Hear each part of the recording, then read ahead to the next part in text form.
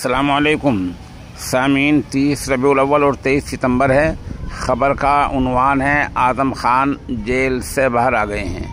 आपको पता ही है कि समाजवादी पार्टी के ये क़द-आबुर रहनुमा पिछले तकरीबन 23 महीने से सीतापुर की जेल में बंद थे। आज इनका 8 या 9 बजे परवानता रहाई का रहा होने थे, लेकिन कुछ कागजात की अड़चन थी। वो अड़चन अब पूरी हो गई है और आज़म खान जेल से बाहर आ गए हैं। वो सीतापुर से रामपुर के लिए निकल पड़े हैं। बताया जा रहा है कि वहाँ सिक्योरिटी के लिए 100 पुलिस एहलकार को तैनात किया गया था। उनके बड़ी तादाद में हम वहाँ पहुँचे हैं और पुलिस ने 1 दर्जन से ज़्यादा उनके हामी गाड़ियों के ये कहकर चालान काटे हैं कि नो पार्किंग वाली जगहों पर खड़ी थी।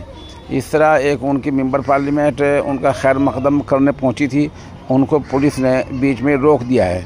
बहरहाल आज़म खान रहा हो गए हैं और अब सीतापुर से वो रामपुर की तरफ चल पड़े हैं। बताया जा रहा है कि उनके खिलाफ़ 100 से ज़्यादा मुकदमे हैं।